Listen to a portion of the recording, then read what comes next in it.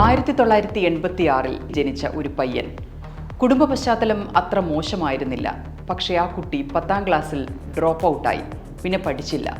സ്വയം എന്തെങ്കിലും ചെയ്യണമെന്നും സ്വന്തം കാലിൽ വളരണമെന്നും അവന് കലശമായ ആഗ്രഹമുണ്ടായി. 2000 ആണ്ടിൻ്റെ മധ്യത്തിൽ ഒരു കോൾ സെന്ററിൽ ജോലിക്ക് പോയി. ഫോർമൽ കോളേജ് വിദ്യാഭ്യാസമോ ഡിഗ്രി ബിരുദമോ ഒന്നും നേടാൻ പോയില്ല. വെറും 10ാം ക്ലാസ്. പക്ഷേ സ്റ്റോക്ക് മാർക്കറ്റിൽ വലിയ കമ്പമുണ്ടായിരുന്നു. കണക്കിൽ നല്ല താല്പര്യവും കാശിൽ നല്ല താളബോധവും. ട്രേഡിംഗ് സ്വയം ചെയ്തും കണ്ടുപഠിച്ചും അതിലൊരു സ്പേസ് അയാൾ ഉണ്ടാക്കിയെടുക്കുന്നുണ്ടായിരുന്നു. 2010 അങ്ങനെ ഒരു ബ്രോക്കറേജ് സ്ഥാപനം തുടങ്ങി. ഓൺലൈനായി. അതിൻ്റെ പേര് സെറോദ എന്നായിരുന്നു.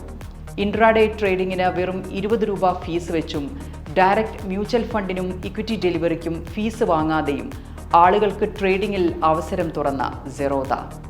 അതിൻ്റെ ഫൗണ്ടറായ നിഖിൽ കാമത്ത്. 10ാം ക്ലാസ്സിൽ ഔപചാരിക വിദ്യാഭ്യാസം ഉപേക്ഷിച്ച് കാശ് കിടന്ന് കളിക്കുന്ന ട്രേഡിങ്ങിലേക്ക് ഇറങ്ങിയ കൊങ്ങിണി. ഇന്നാൾക്ക് 39 വയസ്സ്. ആസ്തി $3 ബില്യൺ. അതായത് $300 കോടി. ഇന്ത്യൻ കാശിൽ പറഞ്ഞാൽ 25,000 കോടിക്ക് മേലെ.